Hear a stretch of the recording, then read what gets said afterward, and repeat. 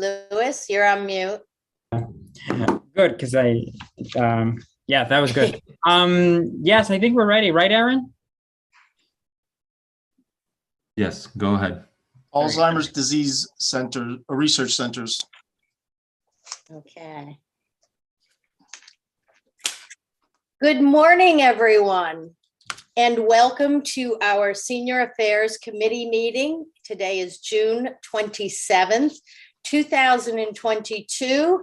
My name is Debbie Quaid, and I chair the Senior Affairs Committee with my co-chair, Oscar Lorente from Mount Sinai Hospital. Before we get started this morning, we'd like to extend our condolences and sincere, heartfelt sympathy to the family of Mark Samulin and his life partner, Laura. Our city commissioner, Mark Samulin, was our commissioner since 2017. And Mark was always known as a very patient, kind, logical, intelligent, and honest public servant. He dedicated himself to the residents of Miami Beach. He was out there with us all the time with his life partner, Laura, and the two of them really worked tirelessly to make Miami Beach a better place for all of us. He will be greatly missed. The city will be doing a memorial in the near future. We'll hear about it. But again, we'd all like to extend our sincere condolences to the family, friends, and Laura. With that, I'm going to do an introduction and roll call.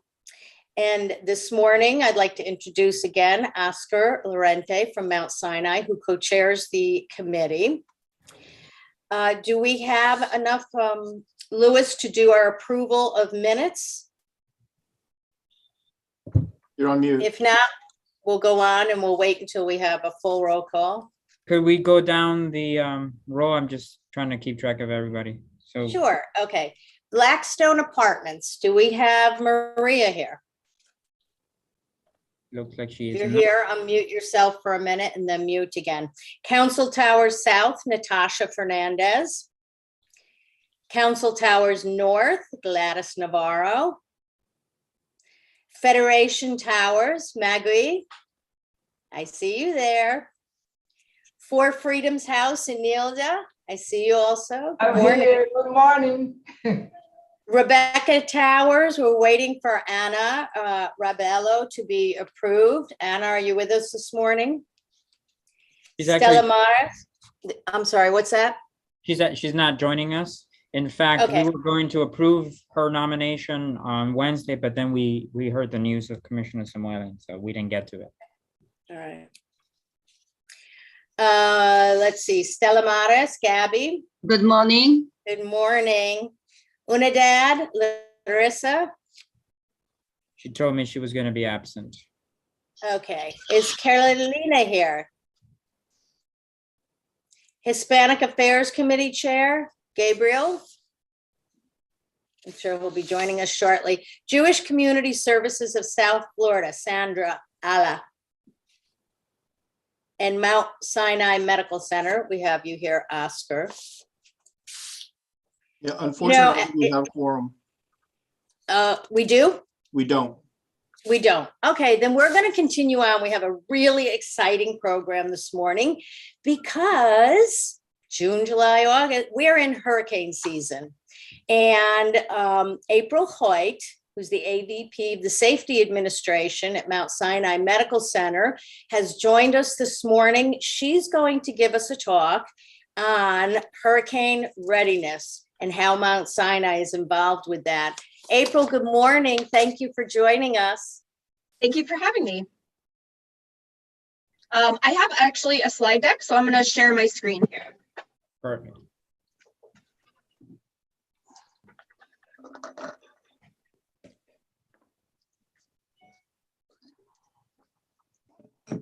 Okay, let me see. All right, so thank you very much. As Debbie mentioned, my name is April Hoyt. I'm the Assistant Vice President for Safety as well as Security and Emergency Preparedness here at Mount Sinai. So I'm going to talk a little bit about our hurricane preparedness and how we serve the community and how we are prepared for all storm events. So the organization basics, the medical center does utilize a incident command system, which is an all hazards approach. We do this because our community partners as well use this same format. And so that way we're able to communicate with them through that incident command center. It's very important that we have good communication with our, city of Miami Beach, Miami-Dade County, etc. So our main campus on Miami Beach does not evacuate during hurricanes. We have not ever, that I have known in the history of Mount Sinai. However, we might talk about some things if it was a category 5, heading straight towards us. But we have never evacuated. So our emergency department, I know there was a lot of questions about if our emergency department does remain open. It is accessible during storms. It's actually the only entry point that we have. We do close all other entry points so that we don't have people going in and out during a storm for their safety. But our emergency department is accessible during storms, although I would definitely recommend that individuals stay in their homes at the peak of the storm. As much as possible, unless something is life-threatening. I do know that City of Miami Beach also, fire rescue and things like that, they will be able to respond. So we do have 2 freestanding emergency departments, one in Hialeah and one in Aventura. They are evaluated on a case-by-case basis. Once again, we like to have them remain open, and we have been fortunate enough for them to remain open during our past decade of storms. But we would evaluate it once again if the situation seems a little out of control. Our physician office services, our cancer center services, and all elective procedures, we try to maintain them as long as safely possible. And that's looked at by our administration on a constant basis, but we try to have those physician office services and especially our cancer center open until the very last minute so that we can make sure that we maintain all of our appointments and those life-saving efforts. So our command center is located in a secure area of the building. It has no windows, no exterior walls, and the command center is set up to handle all the functions of the hospital. So we handle through there all of our employee communication, our communication with our community partners. All requests for resources and emergency supplies are filtered through that command center so that our top administration is aware of what's going on in the facility and can make some decisions if critical resources are needed. So communication is directed through that command center, emails, phones, we have radio communications, we have multiple lines of communication for backup. So leadership updates are provided routinely throughout the storm where we have leaders come to the command center and we give, or in this day and age, maybe Zoom, and we have them, we give them updates on the status of the facility and answer any questions they may have. So we do have really strong community partnerships, and when designing our new surgical tower and emergency department, we involved our Miami Beach community partners to ensure that we could, strengthen that partnership and maintain it. So they actually have a secondary command center. There's a picture of it. It's right on top of our emergency center. They do use it now for trainings and they do have functions there. And actually during a storm, we're very fortunate that they use our facility for sometimes parking of emergency vehicles, sometimes the police department and their push team. So that way their employees don't have to evacuate the beach. I know during Hurricane Irma and a couple of other hurricanes where we did evacuate the beach, it's very difficult to get back on. And so these having this space for these community partners and housing them during the storm allows them to continue to function and not only have their teams that are working, but their teams that are going to come on after the hurricane hits or after the storm hits. Also, I just wanted to mention that Mount Sinai is a medical management facility for Miami-Dade County for their emergency and evacuation assistance program. Hopefully you guys are aware of that program in Miami-Dade County. We do serve as that medical management facility. The EEAP does provide free evacuation assistance to eligible residents living in Miami-Dade County who need some sort of specialized transportation or sheltering. So our program here at Mount Sinai offers safe shelter, meaning continuous electricity. We have hurricane and other weather hardened buildings, and we have response teams on site for obviously medical needs. We do medical monitoring of all the people that stay at our facility, and we do wellness checks on them, of course. A caregiver or a companion is required for that evacuee throughout the emergency period. So that's actually even more of an additional benefit, is that you can come with either your caregiver or your loved one to shelter through the storm. So surprisingly, the EEAP is used for other things other than hurricanes, which I just wanted to mention, but chemical or hazardous material releases, wildfires, prolonged widespread power outages. So these are some things to think about when you're signing up for the EEAP. I highly encourage everyone to go and see if they qualify, because we do provide that safe shelter for our community. So our staffing teams, we have what's called a Team A and Team B. So Team A presents at a designated time to the hospital, usually around a storm watch or warning, and they stay until the roads are cleared and it's safe for them to leave the facility. We encourage everyone to be prepared to stay for at least 3 days, although we have stayed longer in the past. And Team A is activated based on the conditions that impact access to work. So buses, any causeway closures, driving conditions, evacuation of the beach, that's where we start to bring our staff in. We have responsiveness to emergency situations. We do have, even though our buildings are hardened, we do get some leaks and some little things that happen during the storm, or we may have down trees or whatever, and we have teams that can respond to that inside.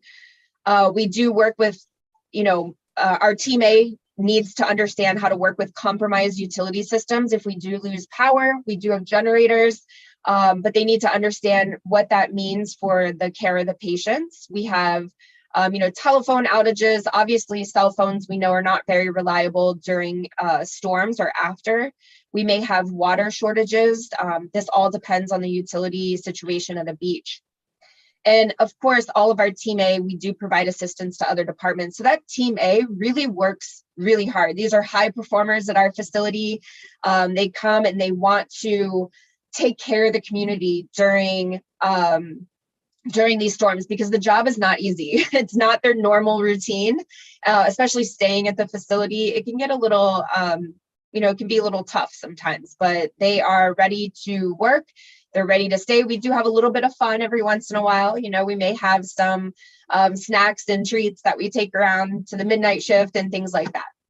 So Team B, they do report to the hospital at designated time after the storm. Really as soon as the roads are cleared, because we have a lot of things that happen right after the storm. First thing is our EEAP clients want to leave and they want to go back to their homes. Our patients that are ready for discharge and may have been ready for discharge either right before the storm or during the storm, they are eager to get home. So we have a lot of things that are going on inside the facility. So we have to make sure that Team B is ready to be activated and that they have access to the beach. In the last few storms, one of the things we have learned is how to get our employees back onto the beach when they do evacuate. So we've worked with Miami Beach. They have a plan on how to get our employees back onto the beach. I won't tell you what causeway we use so that it's not backed up, but we do have specialty where they show their badges and that they're ready to receive them at those checkpoints. Even with that, we do remind all of our staff, our Team B, that they got to be a little bit patient, as it can be difficult to return to the beach depending on the conditions. So service schedule changes and notifications to patients, we're doing so much during that Team B activation. So we have to make sure that the team is ready to go and come back. That way also Team A can leave and go back to their loved ones and their homes and see, any storm impacts. So as far as supplies, we have medical and non-medical supplies. We have emergency supply caches. We have emergency contracts with vendors, and non-medical supply conservation. So we may, until these deliveries can come back, we may have to go into conservation or sustainability methods, especially with our patient linen. It's delivered every day, maybe a little bit of food conservation, not necessarily for the patients, but for our employees. I will say that COVID has taught us some lessons about our emergency supplies, and we have more emergency supplies than we've ever had before in the past. So we're completely ready for that. Pharmaceuticals, we do maintain 96 hours of supplies on campus. We have a lot of alternative therapies. Our pharmacy team really gets together and they have a team that looks at the medications. And if we are short on something or, the medication has not been delivered, there are a lot of supply chain shortages nowadays. They will look at alternative therapies. Once again, those emergency contracts with vendors.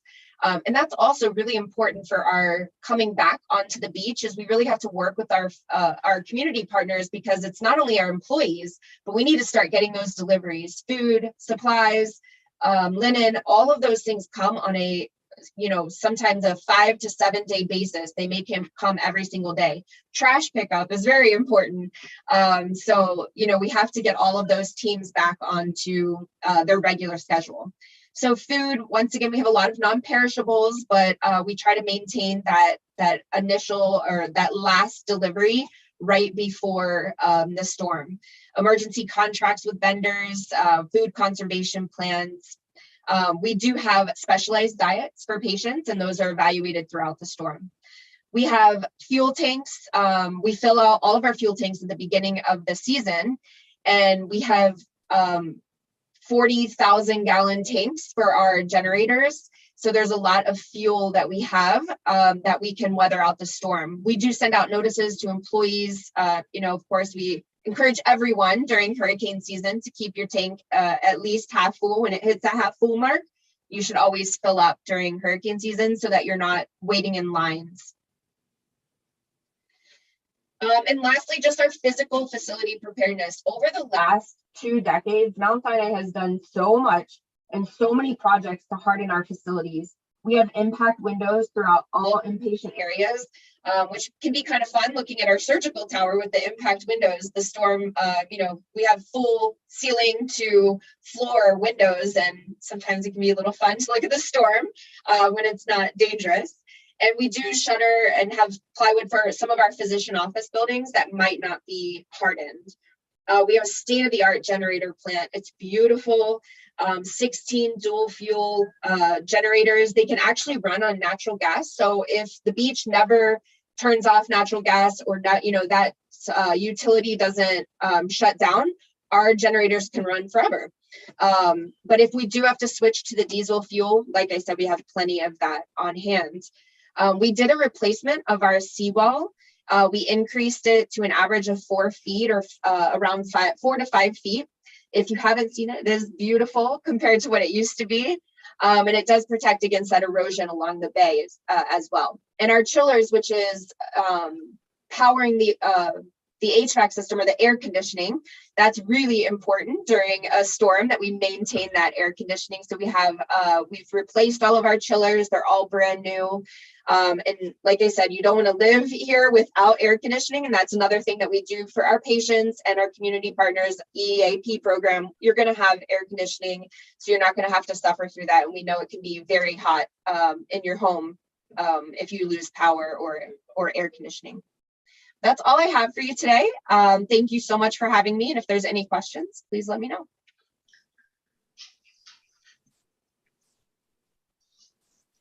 Great. Thank you, April. How does someone register for this program? So there's an online site through Miami-Dade County. I'm happy to send you the link, but you can also just Google Miami-Dade County EEAP or Emergency and Evacuation Assistance Program. And then you can do everything either online, by the phone, or email. So they make it quite easy for everyone to sign up. And at what point during a storm warning or a hurricane warning would someone start planning to get in touch with you? So for the EEAP program, they actually do a call down, typically well before a warning or a watch. They'll do a call down and they'll ask people or each participant, are you going to evacuate or not? You know, it depends on the storm. Some people will not. And we do see that increase as the storm level increases. So that's done really well before the 48-hour mark. And then once they have decided to evacuate, the county sends out either transportation for that individual. Most people require transportation to the facility, and they'll come through AMR or fire rescue, and we receive them in the emergency department. And that's usually about 24 hours out of the storm. And all of this is at no cost to the participant. Correct. It's a wonderful program, and we're happy to help the community. We have about 130 people registered for our site. Like I said, we don't usually get that many, but you know, we do have, we want to provide that service. We also house our pregnant mothers as well. So because we all know the pressure can kind of drop in the baby. So actually during Irma, we had 7 children born during the hurricane. So it was, you know, very exciting for those parents. So we like doing those programs. Does anybody have any questions for April? Maggie, unmute yourself. Anyone who's speaking. Just thank you, April, for that information. That is incredible good. Okay, we Yes. got it. Thank you. We want to be prepared for our community. And we, like I said, we have done so many mitigation projects and hardening our buildings. We are prepared here. Okay, thank you. That's such a great comfort level. Mhm. Does anyone else have some questions? April, thank you so much for giving us your time this morning. Hopefully none of us will ever have to come and see you over there, but you guys are doing amazing work for the community. You've always been a great community partner with us, and we thank you. Have a great day, and you. you're welcome to stay. Just, April, if you go ahead and remember to send us the link so that we can go ahead and send it to, you know, some of our colleagues that were not able to come on to the meeting today. Absolutely. I'll do that right now. Thank you very much for having me. Thanks. Thank you. I want to read our mission statement for the Senior Affairs Committee for those of you who are joining us for the first time. The mission statement is to be the advocates for the betterment of our seniors by promoting physical, emotional, and social well-being of adults aged 55 years and older, living in our diverse community of Miami Beach. We meet on the last Monday of every month at 9:30 in the morning. We are doing it by Zoom currently, and also you can find us on Facebook. If you have any needs, if you have anything that you would like to have us take to our commissioners and mayor, we are a liaison between the commissioner and the mayors to bring them needs, wants, ideas. So please do not hesitate to reach out to us.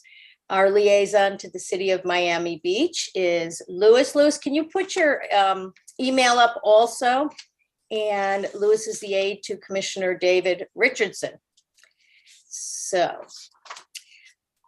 getting back to our program, we have another fabulous speaker. And this is also coming from Mount Sinai. Thank you very much. They bring us so much information.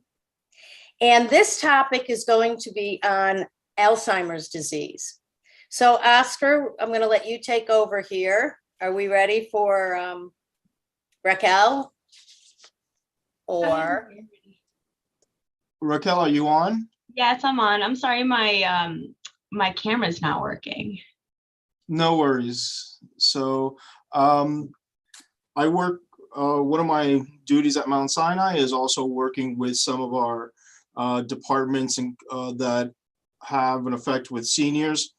Raquel and Dr. Ranjan Dwara came up to me a few months ago and asked, post-pandemic, a lot of the seniors, you know, some of them are taking advantage that going back to the physician's office, seeing their doctors, but there's been a decline on seniors, looking for information, particularly on Alzheimer's. So I'm going to turn it over to Raquel so she can explain what's going on, and also how we can inform the seniors that are in some of your buildings, Magua, Anelda, and I was wishing that a lot of the other people from the community, the senior housing units would be on today, but that's no worries. You guys are here, but you could also help us, get in front of those administrators. So with that, please, Raquel. Good morning. Hi, everyone. So my name is Raquel, and I'm the study coordinator for One Florida Alzheimer's Disease Research Center at Mount Sinai. Before discussing the ADRC, I wanted to take a few moments to elaborate on the topic of dementia and mild cognitive impairment. First and foremost, there are people with cognitive complaints but do not have dementia. Mild cognitive impairment, or MCI, is an early stage of memory loss in people who maintain the ability to independently perform most activities of daily living. People with MCI can also have language or visual spatial perception loss. It causes cognitive changes that are serious enough to be noticed by the person affected and by family members and friends, but do not affect the person's ability to carry out daily activities. It is important to note that mild cognitive impairment is not a type of dementia, but a person with MCI is more likely to go on to develop dementia. Each case is different. There are two main classifications of MCI. Amnestic MCI is an impairment that primarily affects memory. A person may start to forget important information that he or she would previously have recalled easily, such as appointments, conversations, or recent events. With non-amnestic MCI, thinking skills are affected other than memory, including decision-making, visual perception, or language skills. MRI research shows that amnestic and non-amnestic MCI affect different parts of the brain. Now, for a person to be diagnosed with dementia, he or she has to have cognitive impairment in addition to functional impairment. Dementia is an umbrella term for memory loss, language, problem solving, and other thinking abilities that are severe enough to interfere with daily life. The symptoms involve progressive impairment in memory, thinking, and behavior. Aside from memory impairment and a disruption in thought patterns, the most common symptoms include emotional problems, difficulties with language, and decreased motivation. Some signs of dementia include short-term memory problems, keeping track of finances, paying bills, planning and preparing meals, remembering appointments, and driving. There are several causes of dementia, including Alzheimer's disease, vascular dementia, Lewy body disease, and frontotemporal dementia. Alzheimer's disease is the most common cause of dementia in older adults, contributing to 60 to 80% of cases. It is a progressive brain disorder that slowly destroys memory and thinking skills. Importantly, it is not a normal part of aging. The COVID-19 pandemic and its restrictions has led to a new set of challenges for the elderly population and their caregivers. Social isolation, loneliness, depression, and anxiety have been pervasive issues for our robust aging population. In addition, many citizens have had difficulty accessing medical services. Lack of social interaction and isolation has led to experiencing a faster cognitive decline during the pandemic. There's a great need now more than ever to engage those with proper evaluations and treatment. Moreover, we're grateful here at Mount Sinai for all caregivers and patients who have made the commitment to participate in our research, as it has and will continue to make immense contributions to understanding natural aging and memory decline. I want to take this time to discuss the resources we have available here at Mount Sinai. One Florida ADRC is a 5-year observational study that investigates how memory changes through time. This is funded by the National Institute of Health and is aimed at early identification and treatment of brain changes that affect memory. We see people to determine whether their memory changes are normal or signs of disease. Our study requires an annual visit of memory testing, genetic testing, a medical history review, as well as brain imaging, such as an amyloid PET scan and a brain MRI. We provide compensation for all participants and study partners, which are the caregivers. No medication is involved. Participants' ages range from 45 to 95 years old. with each participant requiring a study partner. We're able to test in either English or Spanish. We still don't understand why some people have more severe changes than others, but that is one of our major areas of research here. Participation is vital for us to gain knowledge that will one day help us conquer these diseases. With your help, we hope to develop more sensitive methods of disease detection that will become the standard of care for this condition. We're also studying subjective memory complaints and how they affect results of neuroimaging and memory tests. With the help of volunteers with normal cognition and minor memory complaints, we hope to investigate how perceptions and cognition are correlated with the results of evaluations we perform here. Our purpose at One Florida ADRC is to examine and follow people with and without memory disorders to determine the reasons and develop therapies to slow down or stop memory disorders today and for future generations. One of our goals at One Florida ADRC is to study our culturally diverse population in South Florida to better understand and treat patients of different origins, especially minority populations. We have made a huge emphasis on providing culturally salient and sensitive memory evaluations for our unique Hispanic and African American communities. It's especially important to engage, recruit, and retain diverse populations in Alzheimer's research. We have bilingual psychometrists on site who are willing and able to come to senior centers and nursing homes to discuss recruitment of our study. Our goal is to establish trust within aging minority populations in order to provide more research findings, which are lacking today in the field in comparison to research on Caucasian populations. Our team of experts come with an understanding and sensitivity to the specific needs and concerns of the community. Here at Mount Sinai, we also provide free memory screenings for those of which who do not want to commit to a longitudinal study or who do not have companions to be their study partners. Our memory screenings are one-time appointments spanning for 1 hour. Our hope is to provide more accessible services to Miami Beach residents. If you'd like to learn more about our services, please do not hesitate to contact me, and I'll be providing my information in the chat below, or you can refer to our website at onefloridaadrc.org. Thank you.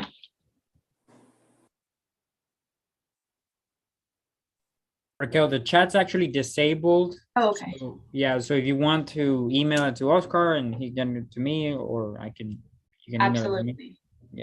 Absolutely. Thank you, Raquel. Does someone have to be a member of the Mount Sinai Medical Center or Mount Sinai network? Can someone from any other network take part in your study? Yes, you don't have to be part of Mount Sinai to join. You don't necessarily have to, have any clinic appointments here. It can be anybody who would be willing to commit to, coming back 1 or 2 times a year.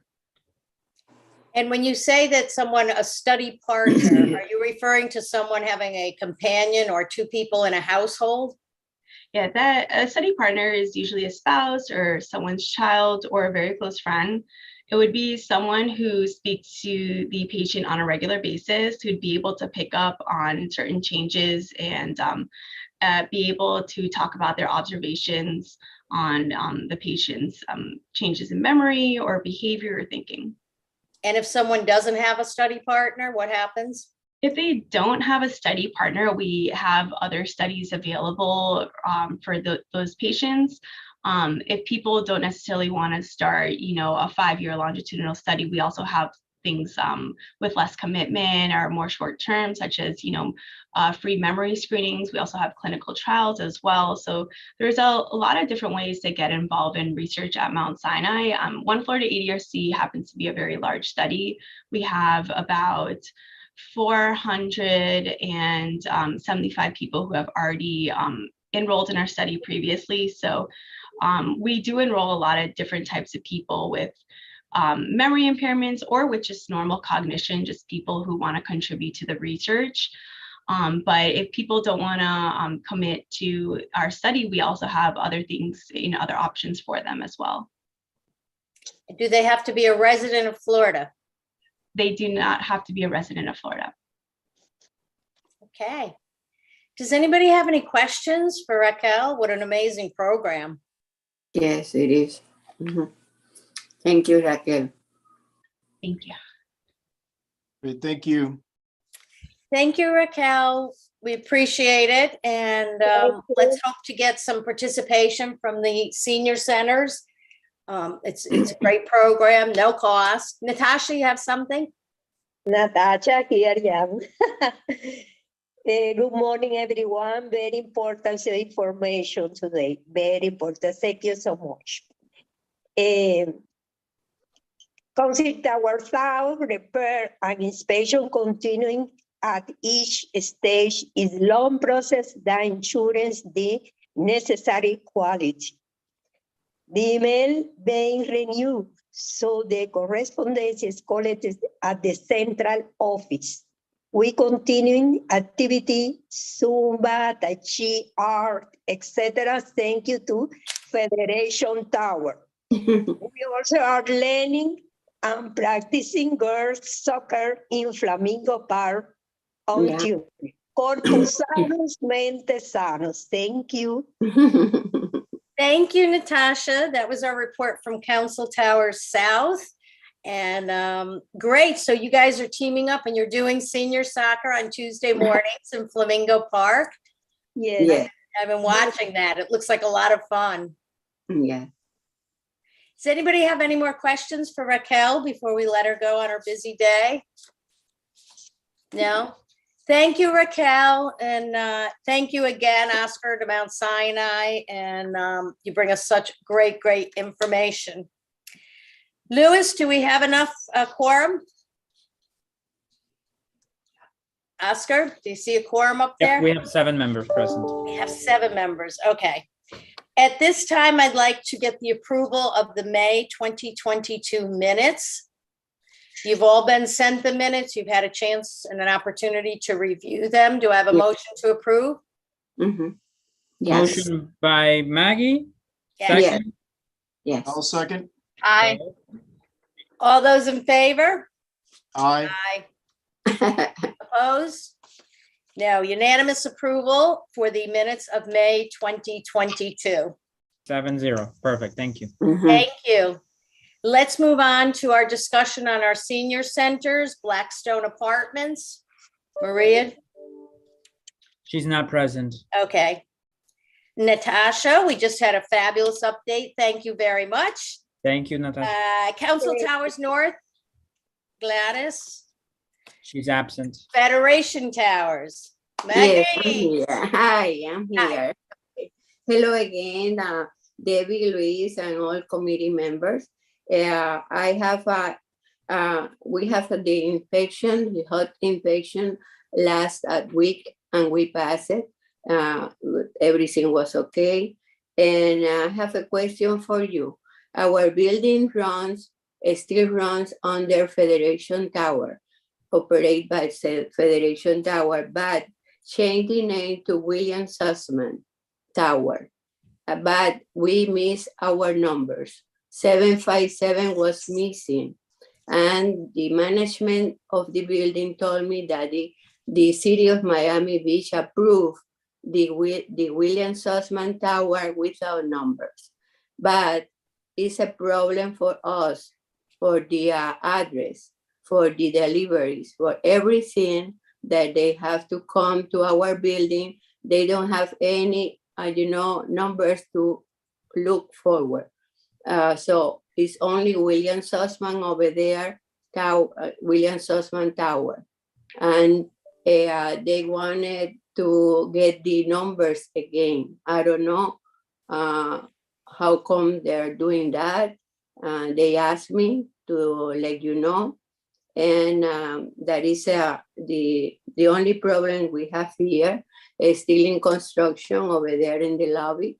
And everything else is very good and nice. And we still have a lot of different Zumba, yoga, and we start flamenco classes last Friday afternoon. So I'm inviting you as a chorus member of Miami Beach Senior Chorus to join us in Unidad next July the 1st to commemorate our Independence Day of the United States. And also I have a bingo party over here in the 29th to commemorate also the July the 4th and to celebrate everybody in the building. Okay. That's what I have to tell you. Thank you. Two questions. July 1st, what time? 12 o'clock, And June 29th, what time? June 29 from 1 to 2:30. Okay. And Louis, regarding the numbers on the address? I'm gonna follow up with our building department to see what permit the building pulled and to see if they're soliciting an amendment to that permit or an addition to that permit. We'll look into the status. I'll definitely see Maggie on Wednesday for bingo. Okay, and then you can figure out exactly what numbers where and so on and what's going to help. Okay, thank for you very bringing that much. to us. Thank you. Debbie, Louis, I'd like to make a suggestion for an opportunity for the board to go out to some of the events that are happening so that, you know, we stay in touch with what's going on in the community. Plus, you know, we also learn about different opportunities that are out there or different things that are going on for the seniors. Absolutely, yes. I should be out there playing soccer. I should be out there doing I don't know if I can run as fast as you guys. We said sweating a lot. Oh, be good for me. But Oh, and you're I right think it close would to be, school. yeah, yes, I think it would be good for the board to really, you know, learn of the different activities, programs that are going on. Mhm, that's Mhm. right. Okay. Four freedoms, Inilda?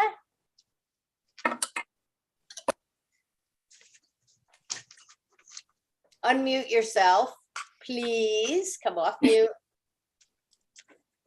I thought I wasn't. Good morning. Okay, good morning. Everything's all right. Morning. Okay. Well, and for freedom, everything's running very well. We are having plenty of activities, events. Sunday night, we have movie session for the residents. And that's it. Everything's all right over there. Good to hear. Rebecca Towers, we're waiting for Anna's approval. Stella Maris, Gabby? Did I see Gabby this Yes, morning? yes. Hi. Hi. Hi. Well, Stella Maris has already held a hurricane preparedness meeting. Stella Maris would like a report of the request for the marking of a pedestrian path on Harding Avenue. Please. Yeah, so I can give that, Chair. Yes, please. Okay, so that item was heard at the last week's Neighborhood and Public Safety Committee meeting. The director of the city's transportation department provided a report saying that the State Department of Transportation had approved the crosswalk. However, the State Department of Transportation works on a 5-year plan. So if they agree to it now, they guarantee will be built from 5 years out, basically. So what basically was told to the committee members is that by 2026, the State Department of Transportation would install the sidewalk. However, there has been precedent where the city comes in and intervenes before that date, or just urges the State Department of Transportation to, move it down on the list of projects to execute. Commissioner Richardson actually sits on the Transportation Planning Organization as Mayor Gelber's representative. Basically, that organization looks at countywide transportation priorities. So we're actually going to be having a briefing on that 5-year work plan in the month of July. And Commissioner Richardson publicly announced that he would be calling on this to be a top priority for installation. So I don't have a date for you. I don't have a time frame for you right now. If we let the process play out, we're talking about 2026, which is what we don't want. We want to go ahead and move it down or up at the list of priorities. So that's what we're working on. And so what the Commissioner Richardson's going to do is he's going to come back to the let me look at the date when the next meeting, I think, is the 27th of July. He's going to come back to that committee and report back and provide a recommendation at that moment. Our next meeting's the 25th of July, so I should have some further update for the committee as well, for our committee. And so that's where the things are stand at the moment. Thank you, Luis. And we would like to invite you so that you can appreciate in the place the additional difficulties to the transit of vehicles, such as a poor condition of the street and the sidewalk. I would like to you come here to see. Okay. And then we appreciate the effort that the committee is devoting to this request, and we trust that during this way for the signage to be made, we do not have to regret any accident of any resident. Thank you. Right. Yeah. Yeah, that would be horrible for sure. Thank you so much. Do we have a representative from UNIDAD this morning? No, Larissa's Okay. not available. Okay. Carolina, is there anything you'd like to discuss with us this morning? Carolina Cruites? Excuse me. Yes, Luis, we talk. We may in touch, right? Yes, Gabby. I will Okay, thank follow you. up. Yeah. Thank you. Okay, and I don't see Gabrielle here. Gabrielle here today? Or Sandra? Oscar, I think you've given us a lot of updates. Anything you want to say about Mount Sinai? No, everything all is set. going well. Okay, calendar of events. Make note that Scott Rakow is not open in the summertime, correct, Louis? And he's gonna, okay. So, distribution events. Well, let's see. Here we go. Senior calendar, July. This is for UNIDAD. And UNIDAD has the regular program. A few things were canceled, outdoor yoga and chair yoga. However, most everything else is still going on. The lunch program is going on. So UNIDAD is your place to be for the month of July. And Louis, I believe North Shore Park Youth Center and Scott Rakow are not having programs in the summer, correct? Correct. It's actually North Shore is basically everything's at UNIDAD. Okay. And So, Scott Rakow and Jamaica. Flamingo, right? Okay, I'm sorry. I should have left that, UNIDAD. Okay. Upcoming meeting dates, we have Monday, July 25th is our next meeting, and you guys can see the rest of the dates there. Do we have any new business? Is there anything anyone would like to bring to our attention? Debbie, Yes. could you please show the food, the schedule, please? Yes, yes. Thank you. Okay. I got it. Okay, I took a picture. Thank you. This is our upcoming food distributions. So we have South Beach Walk Up Thursday, July 21st at 9 a.m. That's at 833 6th Street.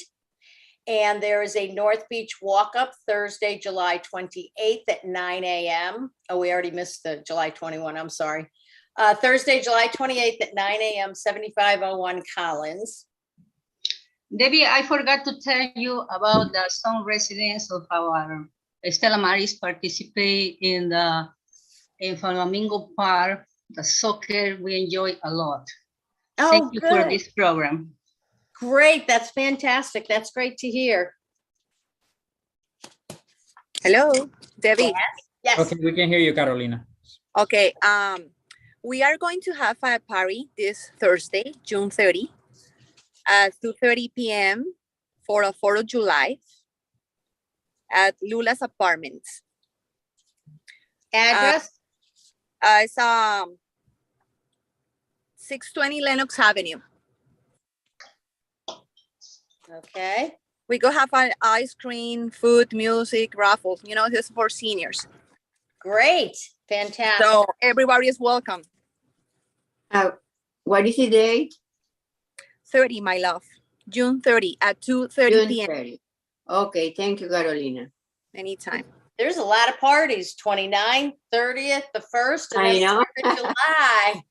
It's holiday time, a lot of ice cream going to be eaten. I'm gonna try to collect all these flyers and send them to the committee. That would be great. Thank you so much, Louis. I sent the flyer, Luis. Thank you. Perfect. Thank you. Thank you. Louis, you're amazing. I don't know what we'd do without you. What a perfect Agreed. liaison for Agreed. us. Thank That's you. true. Mhm. You had hard shoes to fill, Diana's, but it's perfect liaison. So also on food distribution, notice that there is no food distribution in August. I think I said Yes. that. Correct. There will be That's what, no food distribution in the month of August. correct. That's what I wanted to highlight. Perfect. Thank you so much. Upcoming city commission meeting. Any update, Louis? So that's going to be July 20th. Let me pull back the agenda here. That's going to be July 20th. The commission then will go into recess for the month of August as well. And so again, we'll report back on the committee's motion from the Public Safety Committee. And then obviously we all heard the news that we are missing a commissioner now. Yes. And so I think a decision will be made at the July meeting on that. Yes. And then I may be being a bit forward here, but there will be a commemorative event. I think July 11th is the date that I last heard for Commissioner Samuelian. Okay. I have something, let me tell you, every time I saw him, we'd always be playing with his name. He had a never-ending speech on how to pronounce his name, and I am still pronouncing it probably incorrectly, but I'm going to let you, Louis, who's worked closely with him, pronounce it for all of us, and let's hope in the future that I, as well as everyone else, will put that big smile on his face for finally pronouncing his name correctly. And I think I just mispronounced it again. I think he went with Samuelian. Samuel Samuel. Elliott. Samuel. Samuel Elliott. Okay. Thank you so much. And again, he's going to be so greatly missed. So hopefully we'll keep an eye out for that. Yeah, that's true. Mhm. That was a great man. And this resolution. Chair, I wanted to highlight this because just making sure that we put it on the record. Commissioner Fernandez passed this resolution, let me see the date here, on February of this year. Mm-hmm. It's basically authorizing us committee members to continue meeting online, but it also included this little highlighted part here, that we must all have our cameras on. So when we meet, we all must have our cameras on. I know it can be uncomfortable at times, but that's the best way. That's the legal apparatus in which the commission has authorized to continue meeting on this. And then I don't know if it would be relevant, but if you guys would want to reconsider meeting in person, or if this continues to be the most convenient way, up to you. Committee, do we have some recommendations for in-person or online? Online. I personally say if we are going to be online, Online. Louis agreed we should be cameras on. Yes. Okay. But, you know, sometimes in person, there are advantages to that. Right. So. And yes, Carolina, we see that you're driving. So even if someone is in the car Just and be it has careful. to be at a ceiling, or we only get to see your arm or something, I think that that's acceptable, just to show that you are present during this meeting. And I think that's a great idea. So I believe, Louis, the committee would prefer to stay with online meetings, and we will be very good with our cameras. Yes. Thank you. Perfect. I Is there agree. anything else someone would like to discuss? No. All right, then do I have a motion to adjourn our meeting? I so move to adjourn. Aye. Okay, motion by Oscar, second by Carolina. All right, thank you all. Thank you. And Thank you. hopefully we'll see you in the middle of July and then again. And maybe you'll see me at soccer. Bye. Yeah, bye. Bye. Great. Okay. Bye-bye. Bye-bye. Bye, everybody. Bye. Everybody, bye. See you later.